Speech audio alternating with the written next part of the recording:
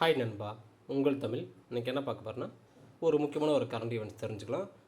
Economics ரிலேட்டடாக ஒரு update தான். இதை வந்து கண்டிப்பாக ஒரு எக்கனாமிக்ஸ் புக்கில் ஒரு பேப்பரில் எழுதி வச்சுக்கோங்க. பின்னாடி நீங்கள் வரப்போகிற எல்லா எக்ஸாமும் படிக்கிறதுக்கு ரொம்ப யூஸ்ஃபுல்லாக இருக்கும். ஓகேங்களா? அந்த வீடியோ கடைசி வரைக்கும் பாருங்கள். என்னென்னா ஜிடிபி, ஓகேங்களா? ஜிடிபி வந்து ரொம்ப ரொம்ப முக்கியம். ஒரு இந்தியாவுக்கு, ஒரு இந்த ஸ்டேட்டுக்கு வந்து ஜிடிபி வந்து ரொம்ப முக்கியம். ஓகேங்களா? அதான் தெரிஞ்சுக்க போகிறோம். ஜிடிபி 7.8% வளர்ச்சி. ஓகேங்களா? என்னன்னு தெரிஞ்சுக்கலாம். நடப்பு 2025-26 நிதியாண்டில் முதல் காலாண்டில் ஏப்ரல் ஜூன் நாட்டின் ஒட்டுமொத்த உள்நாட்டு உற்பத்தி ஜிடிபி, ஓகேங்களா? நாட்டின் ஒட்டுமொத்த உள்நாட்டு உற்பத்தி ஜிடிபி, ஓகேங்களா, 7.8% வளர்ச்சி அடைந்துள்ளது. ஓகேங்களா?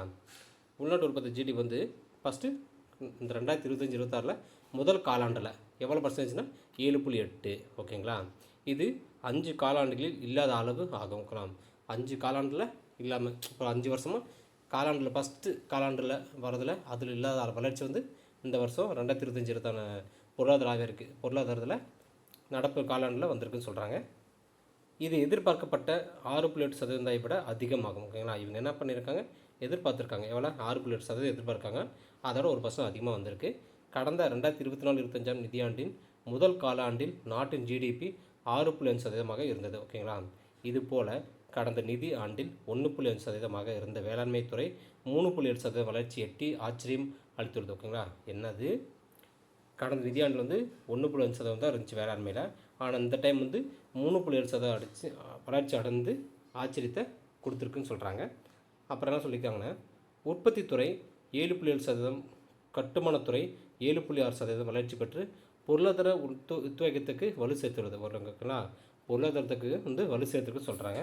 இந்த சூழலில் அமெரிக்காவுடனான தடையற்ற வர்த்தக ஒப்பந்தத்தை பேச்சுவார்த்தை வெற்றி பெற்றால் நாட்டின் பொருளாதார வளர்ச்சியின் வேகம் தொடரும் வாய்ப்பு பிரகாசமாக உள்ளதுன்னு சொல்கிறாங்க. என்ன சொல்கிறாங்கன்னா, அமெரிக்காவில் வந்து அவங்களோட வரி வந்து 50% ஆக்கிட்டாங்க. அது வந்து எந்த பிரச்சனையும் இல்லாமல் சுகமாக எந்த பிரச்சனையும் இல்லாமல் ஈஸியாக அந்த பிரச்சனை முடிஞ்சிட்டா வச்சுங்களேன், நம்மளோட பொருளாதாரம் வந்து வளர்ச்சி அடையும் சொல்கிறாங்க. இவங்க எதிர்பார்த்ததோட டபுள் மடங்கு வரும்னு சொல்கிறாங்க. ஓகேங்களா?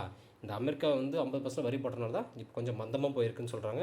அது இல்லாமல் இருந்தால் நம்மளோட பொருளாதாரம் ஜிடிபி வந்து ரொம்ப அதிகமாக வந்திருக்குன்னு சொல்கிறாங்க. ஓகே, ஃபஸ்ட்டு இந்த காலாண்டில் வந்து 7.8% வந்து வந்திருக்கு. இந்த வருஷத்தில் முடியும் போது எல்லாமே முடிஞ்ச பிறகு எவ்வளோ வருதுன்னு தெரியல. அப்போ வரது தான் ஜிடிபியோட இந்த இயரோட ஜிடிபி வந்து அதுதான் உண்மையான ஜிடிபி. ஏன்னா காலாண்டில் வந்தது வந்து நம்ம எடுத்துக்க முடியாது கடைசி வரைக்கும். கடைசியாக என்ன வருதோ அதுதான் ஜிடிபி.